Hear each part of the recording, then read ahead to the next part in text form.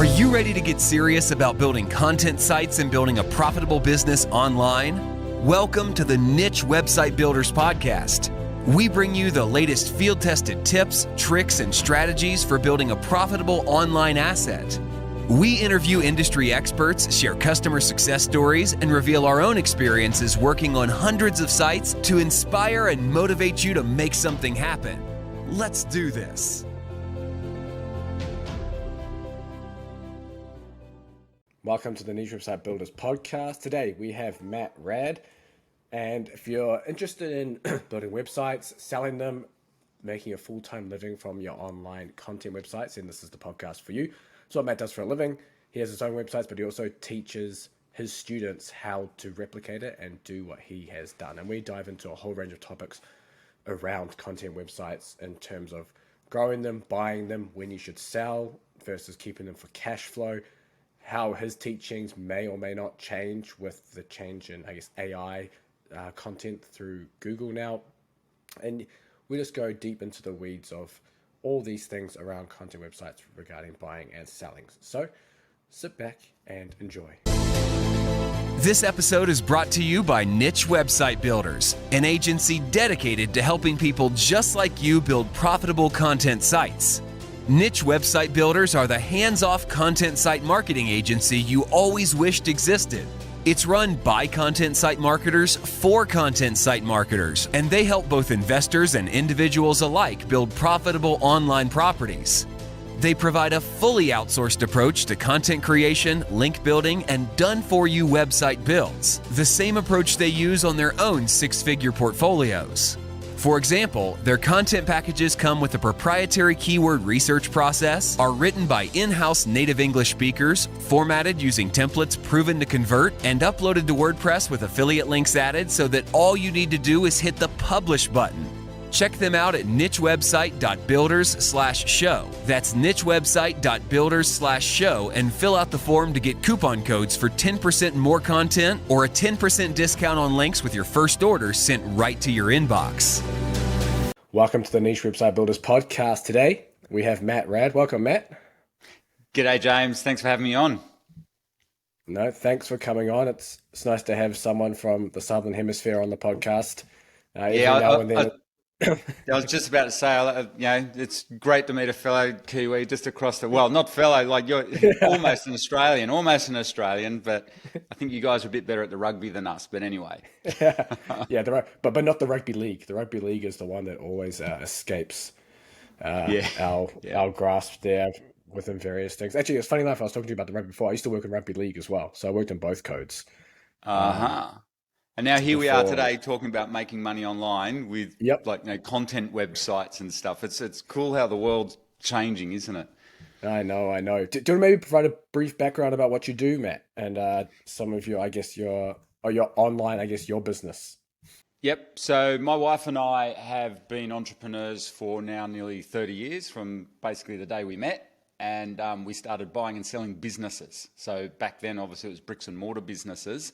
And then for us, we're not an overnight success or anything like that. It took us many years. It's a hard slog because we got into manufacturing businesses and we just bought and sold. We got successful. We bought and sold lots of them.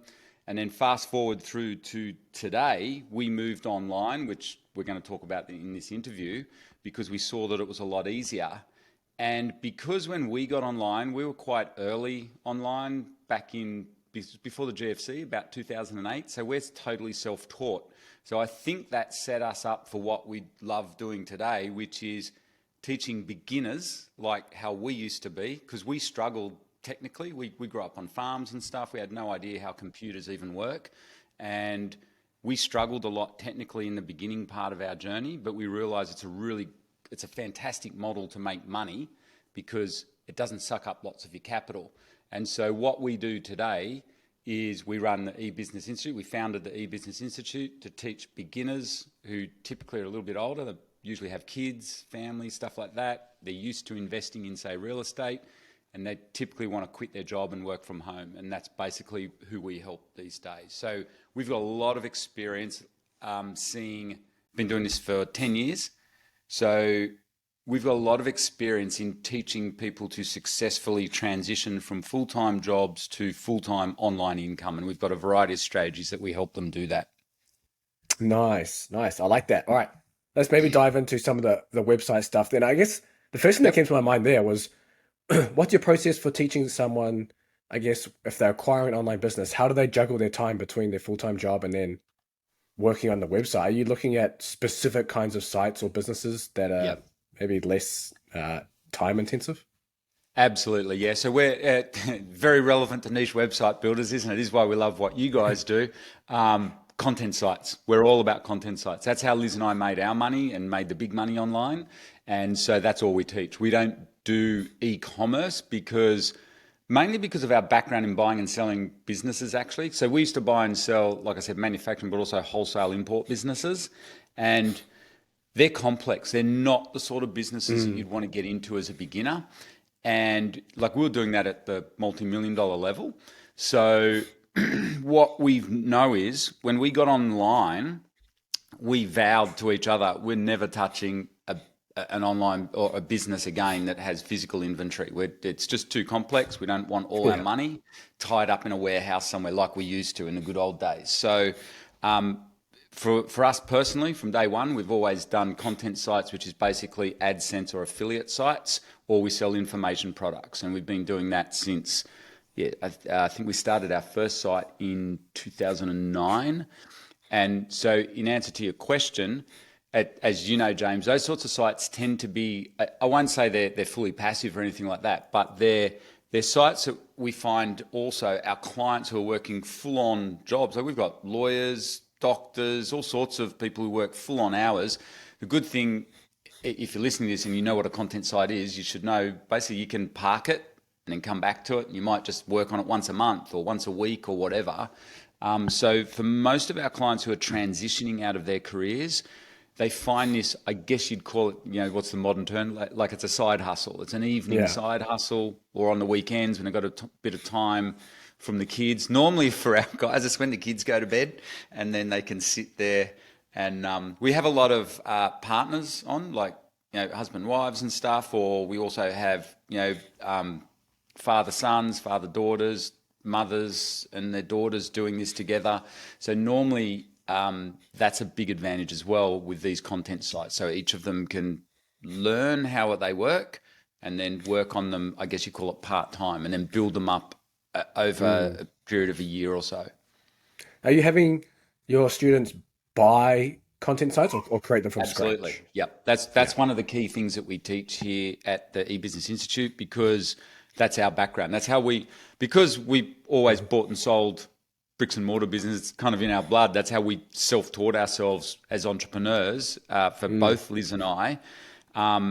What we did, our journey, when we got online, we saw the online space actually back in 2005, and we was already starting to look at it. But back then, it was just so technical. We just couldn't. We just put it aside. But Liz was always fascinated by it, and she said, when we have kids, I think that's what I want to do full time. And I said, cool, let's do that. And so when our kids came along, Liz, we built our first websites by hand coding them. And that was even before Dreamweaver was around back then. So Liz Liz, she's the technical one. She's really good. She had to learn HTML and stuff, and we hand coded sites. But honestly, that was a hard slog back then, building a website. And Liz is quite, I'm the calm one, and Liz is, and I'm long-term thinking, and Liz is just typical. She's the real go-getter. Like, she's just so impatient. And I remember her one day just saying to, like, we got pretty successful with this first site that she did. It was making about $5,000 a month. So back in 2008, that was pretty good money. That's net. And but she said, Matt, not. I was going to use an Aussie term there, James, like starts with B and ends in ER. But she said, stuff this. Why don't we just do what we've always done? Let's just start buying these things. It's heaps easier because we get instant cash flow. And that's where the journey started. And that was back before Flipper existed or anything like that. And we just went on to forums, and we actually bought, this sounds bizarre, one of our first great websites that we bought, you wouldn't do this these days, we found it on eBay, because back then no one knew how to sell websites. So it was really bizarre. And that was a brilliant site. We ended up, that thing made us a ton of money over the years. And, so that's what we teach here is if you need, like Liz, if you need that instant cash flow, as long as you know what you're doing, because we're very experienced at buying businesses, right? So for us, once we figured out the technical side of how a website works and goes together and everything, there was a no-brainer to just start buying them, just like we used to with bricks and mortar businesses. And of course, online, all of a sudden for us, we're used to buying, big business where you're going to the bank for loans and you got overdrafts and you're running lots of stock. With these things, it's just cash down and cash in your bank account straight away, because there's such high cash flows, as you know, like 80% margins and stuff. And so we're like kids in a candy shop. We just went for it. We bought a portfolio, and that's literally how we did it. So that's what we teach to this day. Now, things have changed a little bit. You wouldn't have as big a portfolio as what we had, but it worked really well for us. So you bought a bunch of sites at once, did you? And grew a bunch of sites simultaneously? Well, we tried to, yes. So back, I wouldn't say at once. I'd say over a period of, we got into it. We hit really big success with the first few sites that we bought. These are just kind of private deals that we did. Yeah. And then what we started doing was the actual strategy that we used, because Flipper and all those marketplaces didn't exist. We started buying websites by exactly how we used to do it with bricks and mortar businesses, which is door knocking, private approach. And we realized that was way more leveraged for us, because we didn't have to go and physically door knock like we used to. We used to go around factories in the western suburbs of Sydney and talk to people and see if they want to sell their businesses. And it's a lot of work. And so what we did online, we could sit here in Australia. We now live in Queensland. It's beautiful. Jimmy Jams, and just email people all around the world. And literally, and then you get on, back then we'd get on Skype. That doesn't exist now. And we'd just talk to people just like we used to with bricks and mortar. It's exactly the same strategy. And so we got to know, in answer to your question, what our strategy back then was, we got to know certain niches, because we very quickly got into SEO even before it was a big thing, and we decided to niche into certain niches online. All this weird and wonderful stuff, because once we got success with one website in a particular niche, then we just thought, all right, we'll do what we've always... Yeah, we'll just do like the big... Because we used to work with private equity firms and high net worths and stuff, and what they all would always do, they might buy an electrical distribution business, right?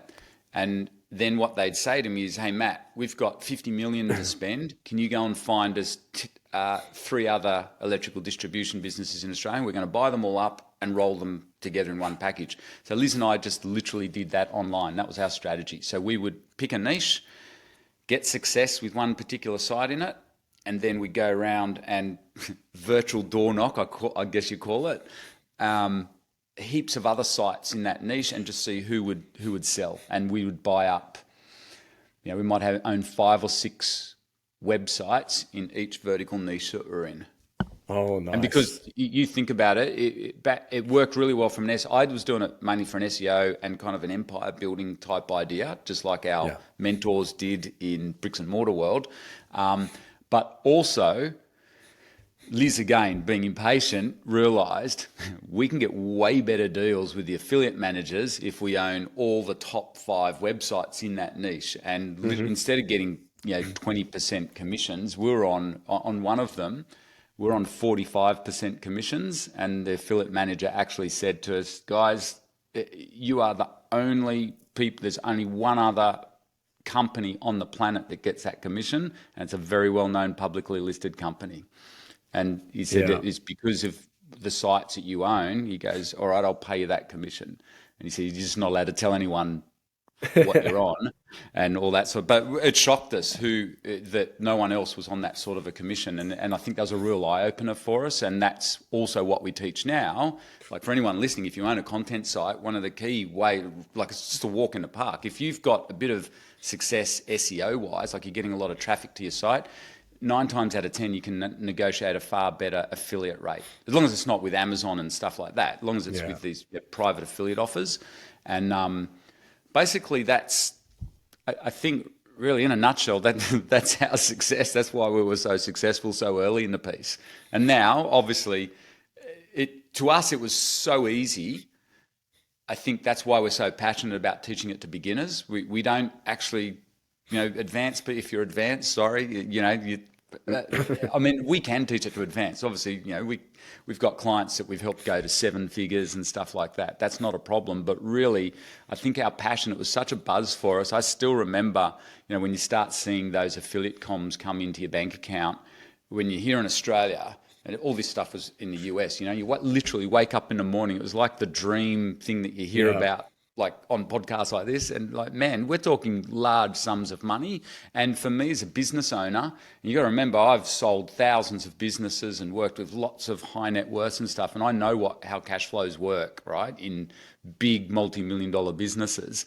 And to see this money come in and know that 90% of that I'm going to get to keep in my various companies, like, man, that is so exciting. So now I get to help people achieve the same thing, except one big difference. If you're listening, you don't do the big portfolio thing these days unless you're going really big level. That's probably the one main change that for Liz and I, over the last decade. So what would you consider a big portfolio then? How many sites would that be?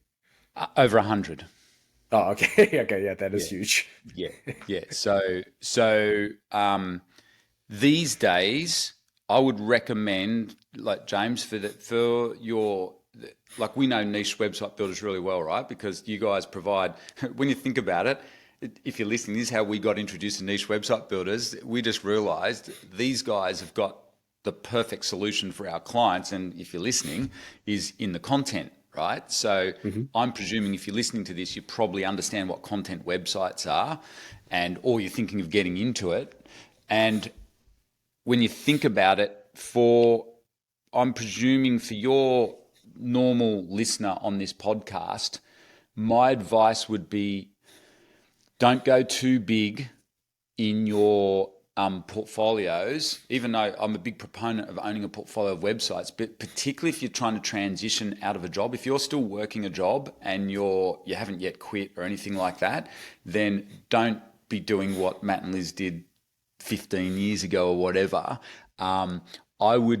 What our advice generally is, have a goal. You're not going to achieve it straight away. Have a long-term, like a 2-year vision and plan for this. I would go for 10 to 12 really high quality websites. And within that, it'll be the 80-20 rule. I'll put money on it. I've seen, we've trained thousands of people. It always pans out this way. Even within our own portfolio, it's always an 80-20 rule. There'll be 20% of your websites that are the big winners, and the rest will either not break even, but they'll kind of might make you a couple $100, a couple of $1,000 a month. And then you'll have small ones that you're constantly building up. And that's basically what we've seen work really well, James, that portfolio size of 10 to 12. These days, you could even go less. We've got some really successful students with very successful 6-figure content websites, and some of them just focus on those. They might only own 3 websites, and that's it. And they've always got a couple on the go in the background, but they might be minor little things. So that's kind of what we've seen change over the last, since 2009 that we've been doing this. So how are you juggling time between 10 to 12 sites? Do you have a specific strategy in place where you're kind of spending X amount of time on certain sites, or you're just mainly focusing on the sites making the money and the others are kind of in the background? Yeah. Mate, that's a very smart question. I can see you do this because that's what we do here as coaches. That's my constant balance. And I think that's probably the number one question that our clients that I'm personally coaching ask me. They get to this point where they've got the success and the knowledge, so we teach them the knowledge, then they get successful with it, and then at that point, it's all the coaching calls are always about that. How do we manage our time now, and at what point can I quit my job? And I've been an advisor to high net worths for 20 years or so, and that's something that I work out between me and the client, and it depends on their lifestyle and how many hours they have.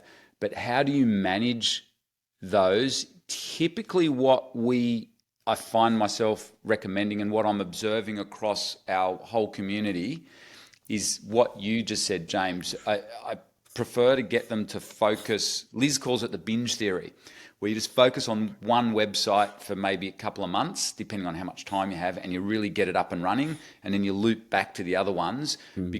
So what we do is we have this system like they have in the military or in the medical field, which is triage. So we teach, have your A, B, and C sites. And don't always neglect your C sites. So A is obviously your numero sites. You've got to put lots of effort into them. And also you're watching your Google Analytics very closely to see which are the winners when you're renovating a website. So we teach people to buy and renovate websites, just like we used to with bricks and mortar businesses. And when you see the winners, you want to step on the accelerator. So you triage them. They come to the top. We focus on those. And then you have B and C sites, so the B sites are the next level down. So you still get your team working on those. And then you have your C sites, which stands for CRAP. Let's face it, they're not the best. But what happens is, if you can keep those ticking along, they're the ones that you might test out new techies on or new writers on. They're kind of your test beds. But typically, over a course of years, they will also turn into B sites, hopefully. And if not, you just sell them off. So what it is then, it's a balance of your time, but it's probably the number one challenge we have amongst our community and what we're helping people with these days, particularly since COVID and everything. I think society's changed. It's really interesting. It's not, when we first started teaching this 10 years ago, people weren't as worried about time in inverted commas, but these days, oh man, people are just under the pump. And so I think one of the things we do a lot of is time management techniques and also mindset around it, and making people realize this is a journey. It's not a get rich thing. This is a journey, and you've got to ready yourself for that. If you want success in life, typically, it's going to take 2 to 3 years. So let's just work backwards from a plan for that. And then, with your portfolio site. So, and the other thing that I will throw out, this is such an important question, right? To anyone listening, the biggest tip too that we also give then is not just time management and where you focus, like James was saying, maybe on like one key site, bring it up. But also at the same time, remember, we're training beginners here, right? So what we're trying to do to get the real leverage is trying to encourage you to be building your team, your remote team. That's the main thing where we start to get leverage. Like even for Liz and I, all those years ago, we realized pretty quickly we need a team here to help us. So the big bottleneck now is mainly content. And that's where I think niche website builders step in so well. If you've got a bit more money, guys, free up your life. This is an investment, right? So every single dollar if you've got a good content site, it's like money in the bank content. Seriously, you get the right content on there. That is literally a virtual asset. It's like owning physical real estate as far as I'm concerned. And I think that's an investment well worthwhile. Now that's so our biggest bottleneck as anyone listening to this, just like me and Liz, for all of us, if we own content sites, our number one bottleneck is not the tech. It's not the building of it. Once you've built it, it's done once, done forever. It's just purely the content. So you need a team behind you.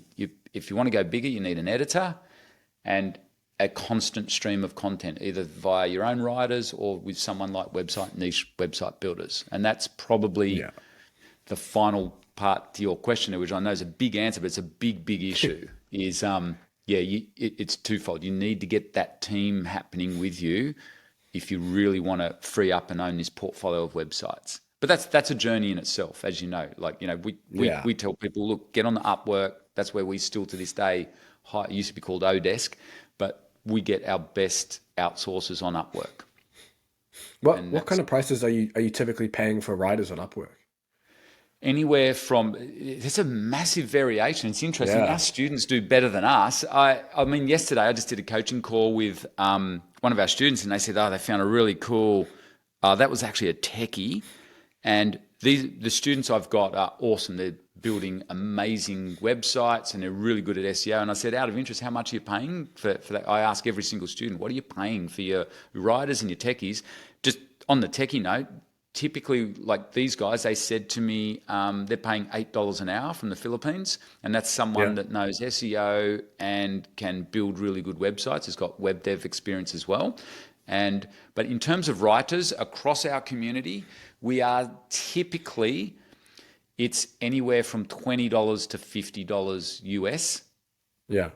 That's typically per article. Now it can go way beyond that. That's pretty good. We've got students with some like medical sites, financial sites, where it gets more niche. And for Liz and myself too, we sometimes need far more expensive articles. We're happy to pay $100, $200 for a really good article, because it's an asset and it generates.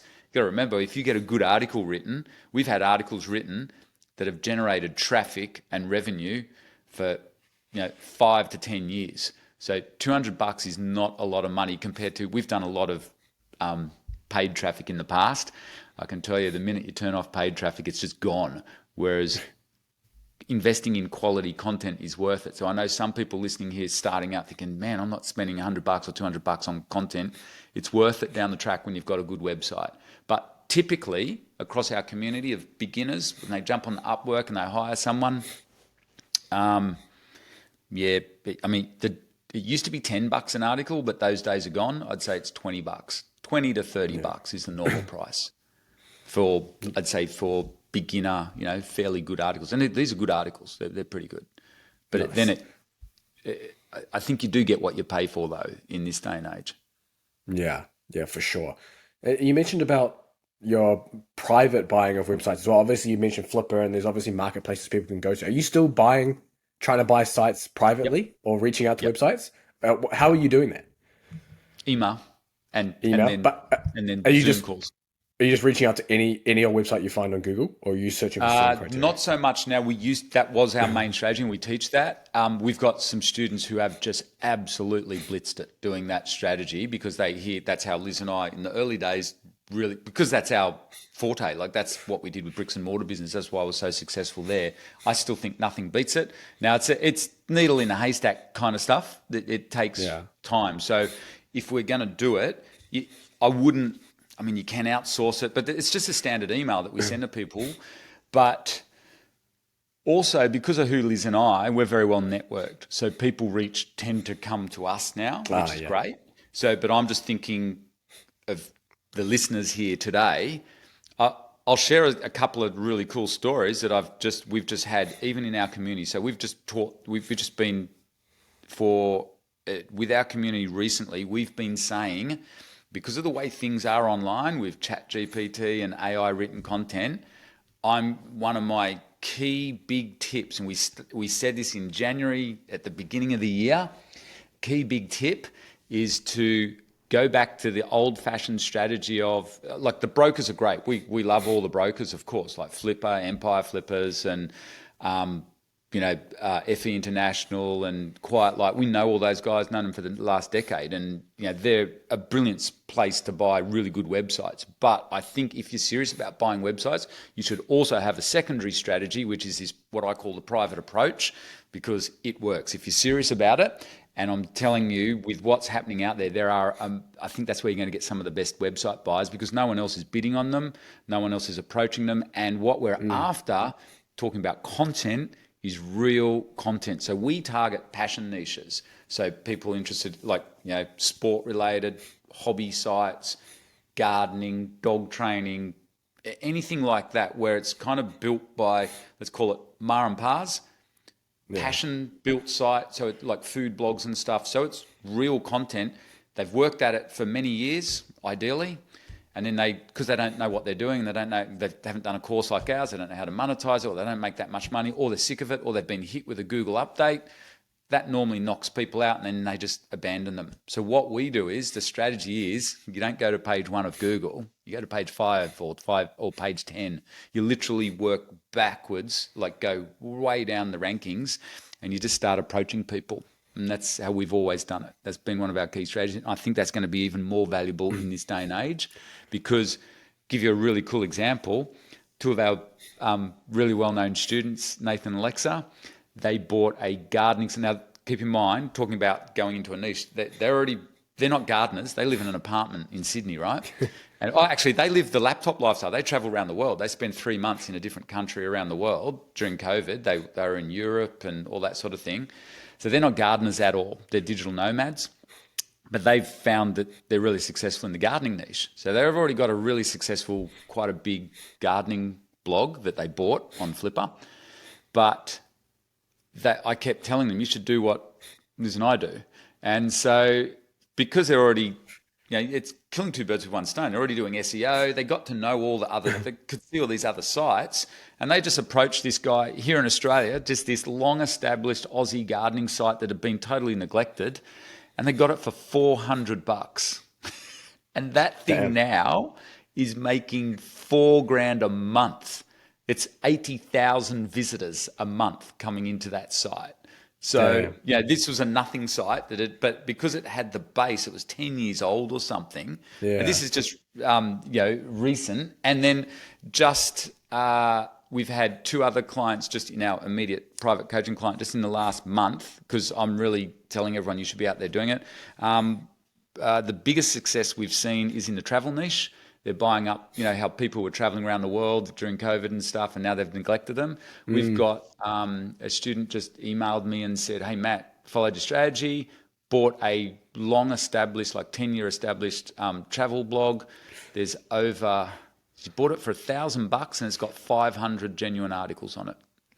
So just the content alone. And what kind of traffic was it getting? It had decent traffic. It's in the thousands. It's not massive, but it's more for the content, because she already knows what she's doing in that niche. She can either take that content and stick it on, because the big corporates are doing this now. It's really interesting. The big buyers are actually quietly doing this as well. They're buying up websites for the content alone, because it's got a bit of age to it and it's genuine. And we've got another lady in our community. I love this one, and she's a grey nomad traveling around Australia in a caravan, and just on one of the Facebook forums in the grey nomad space, someone said, I've been doing this for a long time, but I'm retiring. Like I'm going to stop traveling around Australia now. Does anyone want my website? $5,000 later, no one else even knew what it was worth. This is a 14-year-old website, and that website now is making $4,000 a month. And she bought it for $5,000. That's a travel site around Australia, and it had 14 years worth of history on it for $5,000. I mean, at that level, you don't even have to do due diligence. It's just, that's a no-brainer. And she just integrated it straight away onto her other travel blog, which she was using as she travels around, because she knew how much money she was making. So there's a ton of these examples. You find them in the passion niches, though. It's a really cool strategy. It works really well. And you're getting the content and genuine content, but you're also getting the domain age and authority. So that's kind of my hot tip for buying websites for this year and beyond. I reckon that's going to be a hugely powerful strategy over the next 5 years. Yeah, the sites I've bought have all been private. The general fitness one was a very famous fitness blog from starting like 2011, and I've been following it. I think most people have been following it back then, and then literally in 2021 he just posted on Instagram that he's either going to shut it down or sell it if someone wants it. And I just like reached out to him. I ended up buying it for a damn. I mean, it has branded search traffic, and that thing had like no SEO, nothing, and it was making $200 to $400 a month with like zero SEO, no email list, nothing. And I was like, fuck, okay, sweet. That was like the perfect. Then the other strategy I did last year, I'm doing the same thing. I'm building like an empire within combat sports. Good. And I search best, whatever it is, and then I put like 2020 or 2019. And then I find the sites that haven't updated the things. And I ended up buying a site that was only doing like $20-$30 a month. But it was like, had traffic. It was written by someone in the space. And so it already had some of the links on it and things like that. So it's like, sweet. So now I'm just like front loading it with content as well. So it's like, it's such an easier way than, trolling through Flipper or whatever it is and maybe finding something good, but where you can negotiate straight with the buyer just through an email or something. Like, And you don't always, like you just said, James, you don't always get, it made me just think of something. Don't be thinking you're always going to get bargains like Nathan and Alexa did with their $400 gardening site. It doesn't always work out that way. It's not about the bargain price. It's about getting real legit sites like what you said, that are making $200, $400 a month. That's an awesome base, particularly if you're starting out. But I'd say even if you're quite advanced, that's what all of us are doing. The big corporates now, like these aggregators and stuff, they're looking for exactly the same thing, but obviously just at a much bigger level. So, but in passion niches, it works really well, really, really well. Yeah, and in the sports niche like what you're in, you could build an awesome little mini empire there that then is an easy sale down the track. As you know, that's an easy sale because it's just a legit, like the key is what you said too. It's written by someone who's actually, like it feeds into the EAT formula, right? For Google, it's written by someone who actually has experience and expertise in the niche. And that's what Google's looking for. And the algorithm is good at sorting that out. So if you buy these real ones, we've got clients that have bought food blogs in exactly the same way. It's really cool. Here's a cool story. I was teaching this live, right, in front of hundreds of people on a private event that we ran. And I said, all right, let's just do a quick Google search and I'll show you what I mean. Someone sing out a niche and they said a food niche. It's like a vegetarian thing. And literally, as luck would have it, purely unscripted, literally on page 2, I found within less than 5 minutes a neglected food blog that was ranking pretty highly for a really cool, it was vegetarian, something to do with, well, maybe it's to do with paleo. Anyway, all of a sudden, there's like heaps of us are seeing exactly the site I'm talking about. The lady hadn't updated the website in like years, but it was still ranking. And that's even better than finding one on page 5 or 6 or whatever. And it was a real shock even to me. I'm like, oh man, okay, that's what we used to find in the good old days. That's pretty rare when you see that. So a couple of the people approached her to see if she would sell, but she didn't want to sell it, unfortunately. But it's just weird that it had, this old neglected site was still ranking, not quite on page 1, but on page 2 for a really good keyword. And as we know, a super hot niche like paleo. So when you find that sort of gold, and she had no monetization on the website whatsoever. I think all she did except was paid guest posts, and that was it. So you imagine someone that's already in that niche, already making really good money, like some of our clients are. If they're making $5 or $6 grand a month already in that niche, and they see that thing, that's a no-brainer. You just buy it, whatever the price is, because you can instantly monetize it yourself and make way more than like long term. And I think that's a really smart key strategy these days. This is a beautiful thing. Once you know what you're doing here, like you, James, in particularly if you can specialize in a certain niche, like yourself, saying the sports niche, you imagine you just keep chipping along doing that. Even if you just bought one website a year for the next couple of years and you keep adding them into your portfolio, whether you keep them separate or you combine them or whatever, at the end of it, some media company or some other big buyer is going to look at you and go, oh, James has created something here that, let's just send him a couple of mil or 10 mil or whatever. We want that site and we're going to roll it into our private equity fund or whatever. That's the big play here, I guess. I think that's going to happen a lot more too, in my opinion. Are you having your students diversify outside of content within their, I guess, online businesses, like going into video and YouTube and socials and things? That's a really good question. The answer is yes and no. Because we teach, you got to remember, we teach beginners and we just want to get that fundamental knowledge so that they understand SEO and how content sites work. But yes, interestingly, I'm finding more and more we're starting to suggest once they get to intermediate level, yes, they need to move into YouTube and a bit of social and stuff. So in the past, I've got to admit, I'm not a fan of social media. We never used it on our affiliate sites and we don't use it too much these days, but I'm warming very, very rapidly towards YouTube. It's kind of like the secondary SEO. So yes, that's a watch this space. We probably will teach that a lot more over the next 5 years. And I think one of the other reasons why is because that again feeds into, if you're listening to this, I'm presuming you've heard of this EAT, do we call it a formula, SEO factor that Google looks at. And what I'm finding, I'm saying to our successful students who've got good affiliate sites up and running, once they hit making $1,000 a month plus, or especially once they're up into the $3,000 a month to $10,000 a month range, I'm saying, all right, now you know what you're doing. You've got your team on board. I think it's now time that if you want to go next level, I think you need to strengthen the EAT signals, bring in YouTube and possibly a Facebook page or something like that. And definitely, we've always taught you should be building a list. Absolutely, because that's huge. That's what the big corporates want to buy. They want that stickiness. They want that recurring revenues or proof of recurring revenues.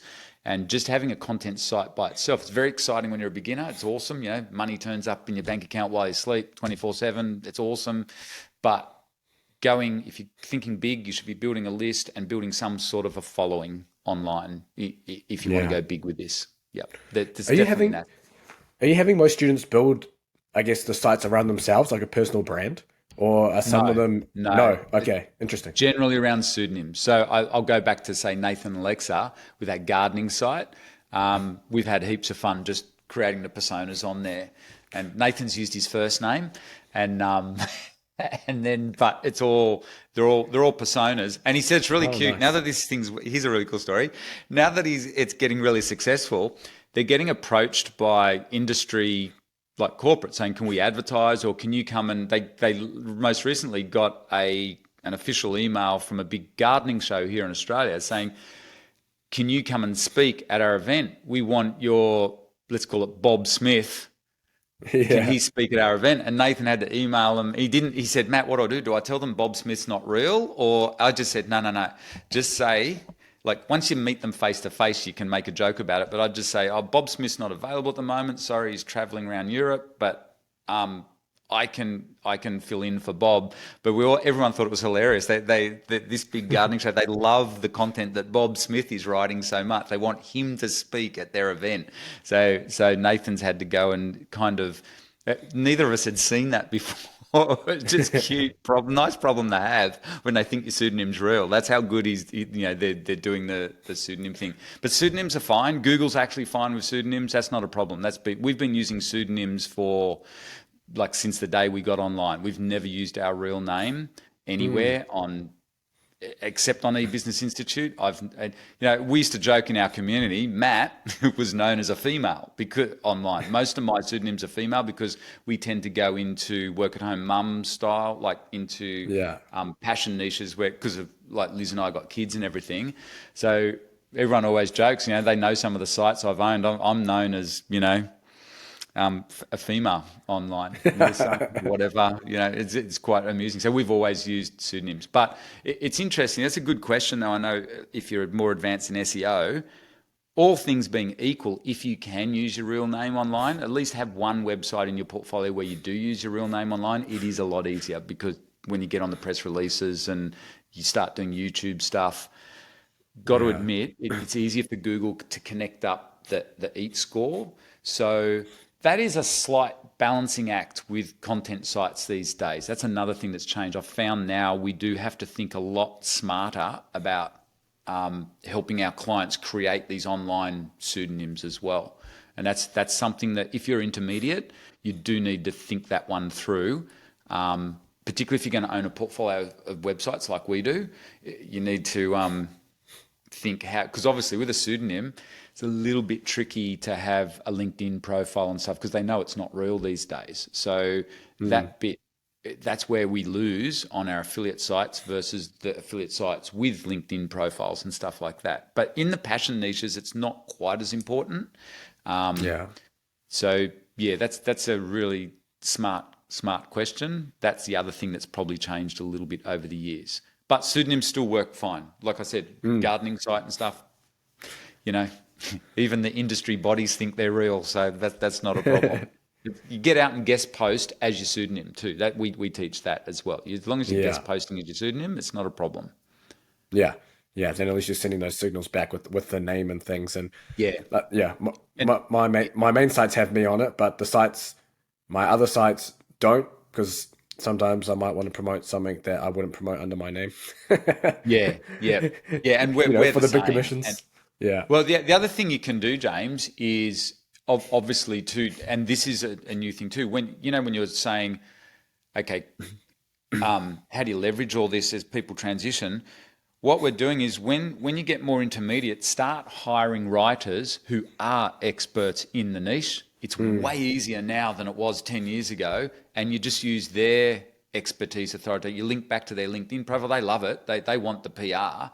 And we've got people in sports niche, and they've just literally gone on to Facebook groups and found athletes, normally you go for ex-professional athletes, and they're more than happy to write articles or do interviews, and they use their real name. There's your instant expertise, authoritativeness, and trustworthiness and experience. And you can do it like in food blogs, heaps of chefs, even you'd be surprised, even famous chefs, they're more than happy to do at least an interview, or you can find them on Upwork, real med students or whatever who will link back to their LinkedIn profile. That's the other way that you do it. Obviously, you're going to pay a little bit more for that content off an actual expert in the industry, but it's actually pretty easy.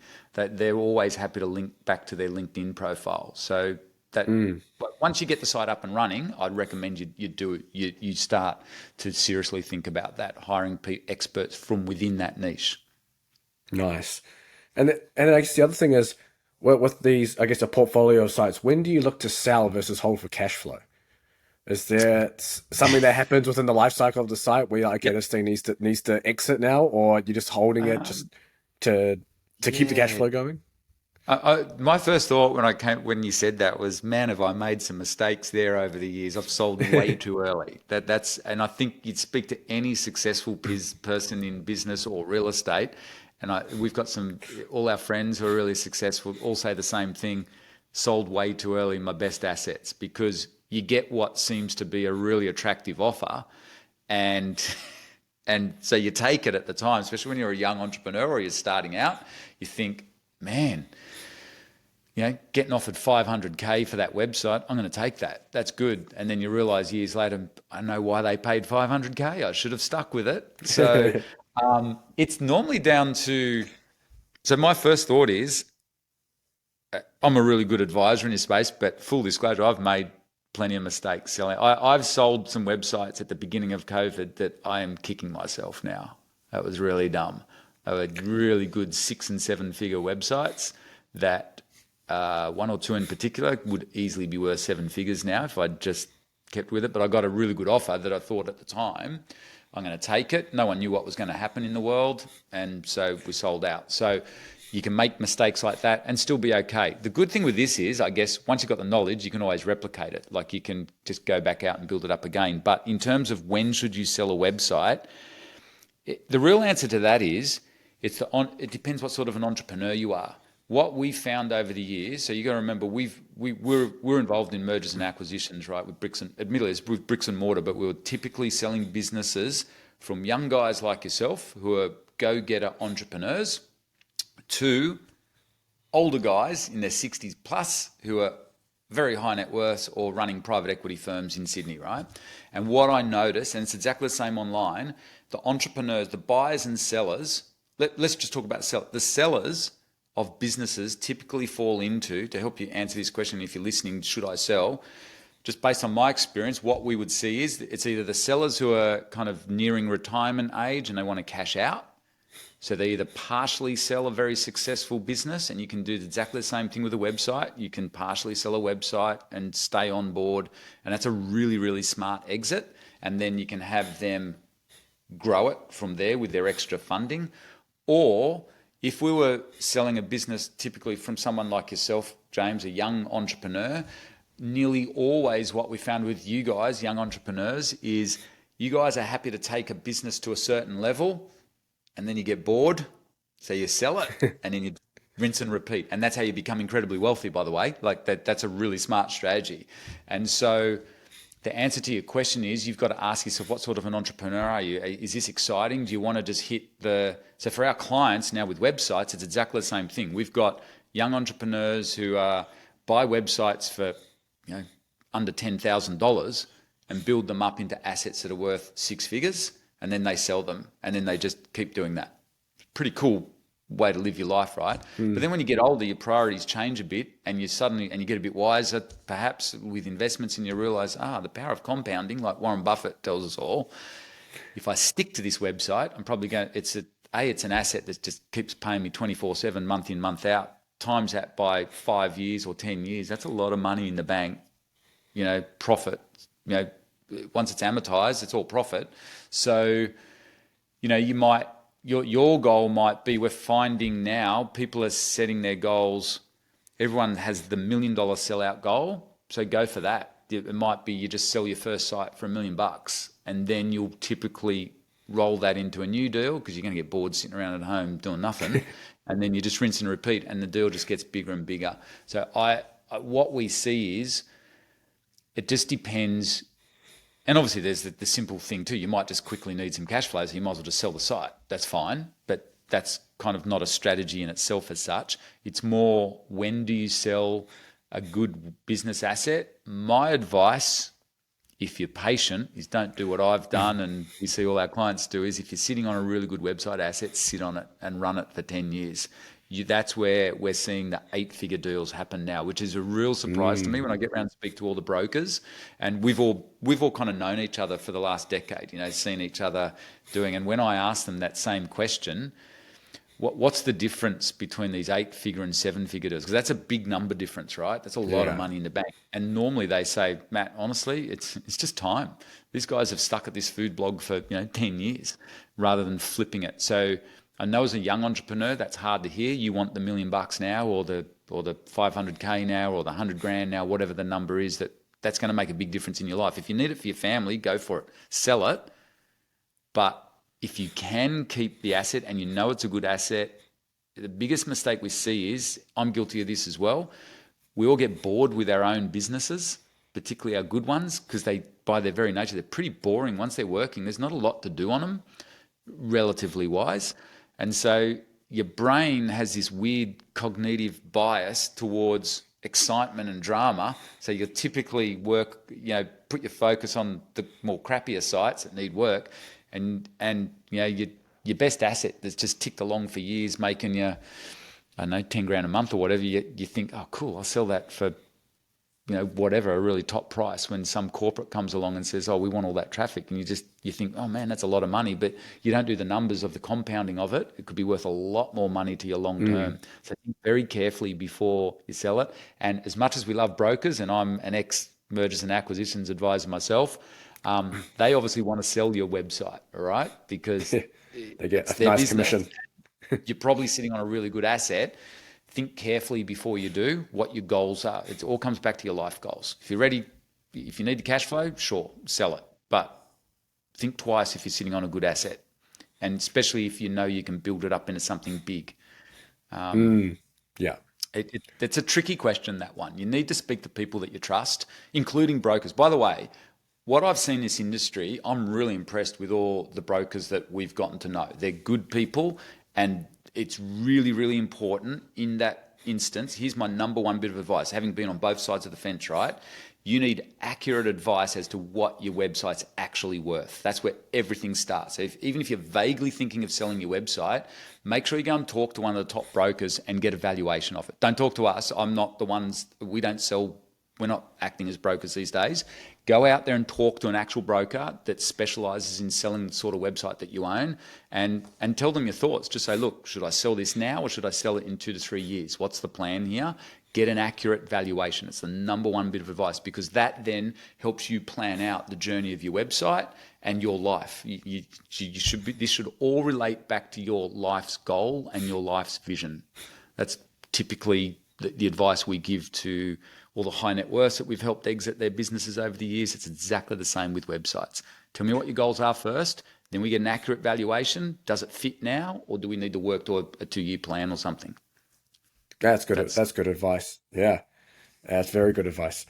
I wanted to know as well, because obviously you're teaching a lot of beginners with their sites, with the increase or now the prevalence of AI and AI content, AI apps, all sorts of stuff. Is this going to, or has it started to change what you're teaching? Are you thinking about potentially changing what you're teaching because of this AI?